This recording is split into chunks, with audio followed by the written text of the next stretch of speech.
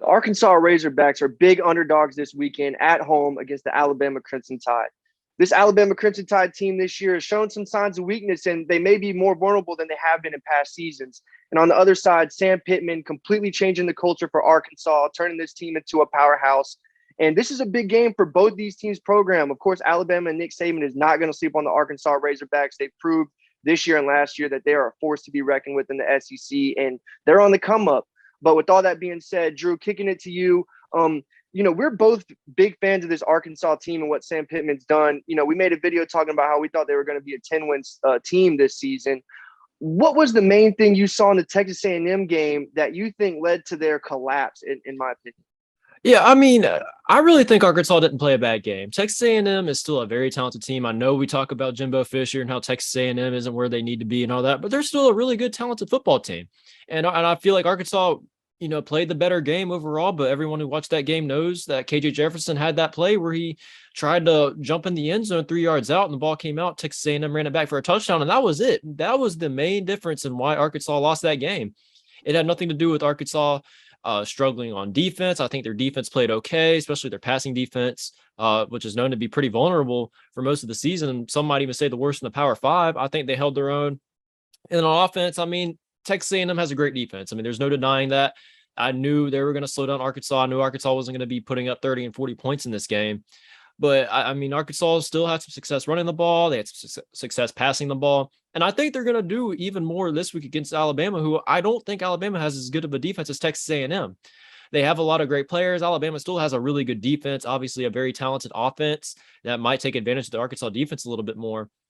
But that was a tough loss for Arkansas. I'm not saying Arkansas season's going off the tracks after that loss. They still have their season in front of them. Everything they still want to accomplish can be accomplished, and it starts this week. I mean, if Arkansas can find a way to pull out this win at home against Alabama, that's going to completely erase the bleeding from what happened last week. Yes, that was definitely a tough loss for Arkansas last week. I think that they strolled in there expecting that they were going to roll over Texas A&M, and when they got punched in the mouth, they were shocked, and they didn't have the energy or the effort to bounce back. And that was mainly evident in the offensive line play, which is so surprising coming from a Sam Pittman coach team. The offensive line wasn't getting nearly as much push in the second half, which if you're going to have a rushing attack like Arkansas, that is paramount. Getting into Alabama, though, Drew, we know offensively this is a different team than we've seen in recent years. Historically, Alabama's had a stable of great running backs. This year they're doing a 2 running back system. Their running backs aren't as big and as dominant. When you look at this Arkansas or this Alabama offense, rather, what are the main keys? What are the main things that pop out to you? Well, Alabama's going to have to find ways to really get that running game going. They have good running backs, Jahmyr Gibbs, the transfer from Georgia Tech, but he's not your typical power back or SEC back that's going to run up the middle and can take all those hits. I mean, he's still a smaller guy. No, don't get me wrong. He's still really, really good, especially on the perimeter, has a lot of speed and quickness. There's going to be times where Alabama's just going to have to run some clock out. There's going to have to be some times where the passing game might be getting shut down. They're going to have an efficient running game. And we saw that in the Texas game, what Texas did to Bryce Young in those first 3 quarters. The passing game kind of came to a standstill. The Texas secondary played really well. And that's another thing too. Alabama's receivers, they don't have the elite receivers that we're known them to have. They don't have the Jalen Waddles and the Henry Ruggs. They still have talented receivers, but those were more your generational receivers that you get, every once in a blue moon. So with that being said, when that passing game kind of got shut down, the running game wasn't really able to pick up the slack.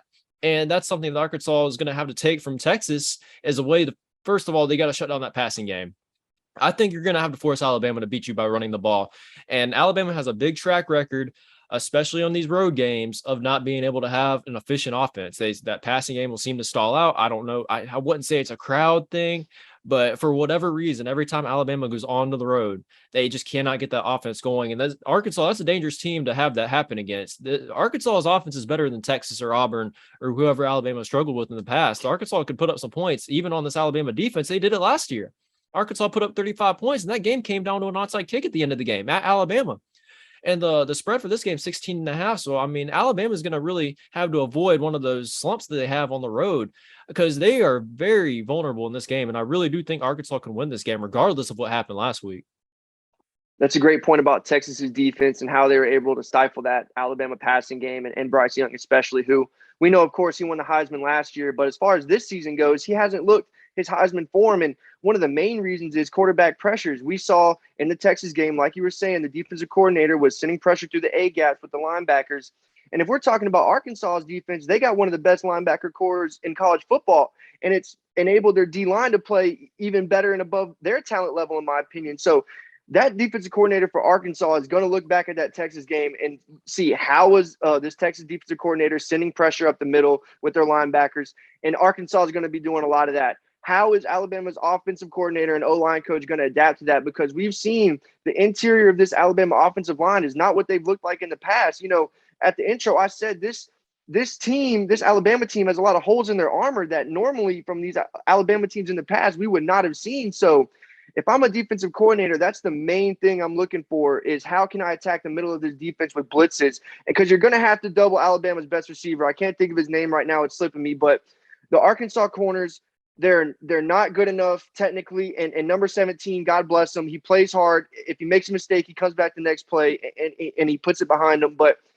the DBs are not good enough to guard Alabama's best receiver one-on-one. So they're going to have to double him on the backside and play everyone else physical as hell and really get pressure on Bryce Young and not let him get comfortable, because if this pass attack gets going, it could be a 16.5-point gap in between these two teams, which in my opinion, it definitely should not be. Arkansas should not be 16.5-point dogs at home with this Sam Pittman run team. Yeah, I mean, that's really going to be the only way I think Arkansas is really going to be able to keep Alabama out of the end zone. They're going to have to get pressure on Bryce Young. There is no way you can rely on the Arkansas secondary after the struggles they've dealt with against South Carolina and whoever else you can name. They've struggled in a lot of games, and Alabama is a team that is more than willing to expose that. So Arkansas is going to have to get pressure on Bryce Young, and the DBs are going to have to win some one-on-ones. I mean, I have no doubt Alabama is going to be testing those outsides. They're going to be throwing a lot of fades. And Alabama is coming into this game with the mindset that their receivers are just straight up better than Arkansas's DBs. So if that's the case, I mean, there's going to be a lot of one-on-ones that are going to have to be won by Arkansas. And if they don't do that, then 100% Alabama can win this game by more than 16.5 points. So getting into the actual prediction itself and what I think is going to happen, well, I mean, history has a way of repeating itself, yes, but I even said after that Texas game, you're not going to see that Alabama team come out and do what they did in that game again the rest of the season. I'd be very surprised if they did. I'm not saying that it's impossible, but I still think you're going to get a better Alabama team. Now, it's hard for me to pick them to win by 17 or for them to cover the 16.5 on the road in a game this big. I mean, the Arkansas crowd's still going to be engaged. That loss last week, I mean, their Arkansas season is still in front of them. Their season is not over. I mean, this game still has everything on the line for both sides. So the crowd's going to be into it. It's going to be a great environment. But I just don't think Alabama's going to struggle like they did against Texas. But with that being said, though, I don't think they're winning by 17 points, though, to cover the 16.5. I mean, I just think Arkansas has really gotten that much better to the point where they can keep these games relatively competitive. Alabama could very well win this game by a couple touchdowns and maybe score late in the game to kind of put it away and make the score look worse than it is. I just have a hard time picking Alabama to cover the spread. Usually I'm the opposite. On a road game for Alabama, usually you kind of just pick Nick Saban and all that because you know they're not going to get rattled. But after the past couple of times they've been on the road, they just struggled. It's getting long-winded. With that being said, I'm going to take obviously Alabama to win outright, but I don't think they're going to cover the 16.5.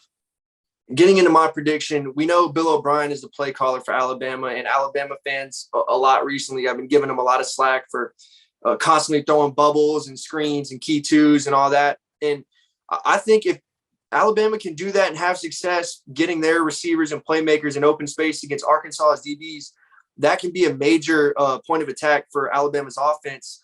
But I don't think that they have the equipment offensively to be able to control the clock and stifle this Arkansas offense or keep this Arkansas offense off the field. On the other hand, I think Arkansas does have the weapons to hold the ball, have 12, 13, 14 play drives, and really, wear down that Alabama defense and keep their offense off the field.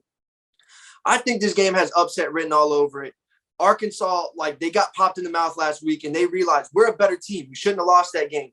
We're not going to go lose another game. Let's go, put it to Alabama now. It's going to be a really close game.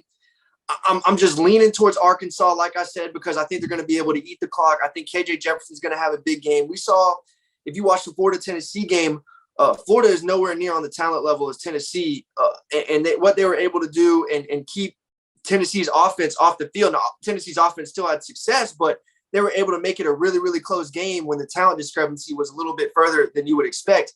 And this Arkansas team, talent-wise, I think they match up with this Alabama team, especially defensively on the front seven. Obviously, like we said, the biggest weakness is going to be those DBs, but I think that Arkansas's offense, I love their offensive coordinator. He always calls a great game. He's done a great job of hiding KJ Jefferson's weaknesses. We haven't seen any of KJ Jefferson's weaknesses until last game against Texas A&M. We saw him, he didn't have the greatest game, but I think that he's going to call a great game. They're going to keep it out of Alabama's offense's hands. So this is crazy. I'm taking Arkansas in the upset. You're taking them in the outright win. Yeah, dude. Yeah. That's about as bold as it gets, but I like it. I mean, college football is all about upsets. You got to have a little bit of fun with it, but I mean, it very well could happen. That's not a crazy prediction. And you got to think too, Arkansas, I mean, they've proven to the rest of the college football world, they're on a different level now than where they were a couple of years ago. They're a team now that's going to win the games they're supposed to win. And they are hungry to have a big time win like this. They haven't had one yet, but there is nothing more that this program wants to win in a just over an elite program like an Alabama or another top 5 team. Arkansas is at that point now. They're ready to get, those wins over those big teams. And that's what they're going to be coming for. They're not going to quit in this game. A Sam Pittman coach team is not going to give up even if they go down early in this game. So that's why it's just so hard for me to see Alabama just ever pulling away from this game. But with that being said, that's going to be it for this video, guys. Be sure to leave down below in the comment section what you guys think, what's going to happen, whether you agree or disagree with our picks. We also have live streams that we're starting to do. I just did one this past Saturday. Aiden wasn't here, but he should be back this coming Saturday where we do a watch party. I don't know what game we'll do yet, but we'll get that figured out. We'd love to see you guys there. And I had a lot of fun streaming this past Saturday. But please like, comment, share, subscribe, whatever you got to do to help us out, and would be much appreciated. We'll see you guys in the next video.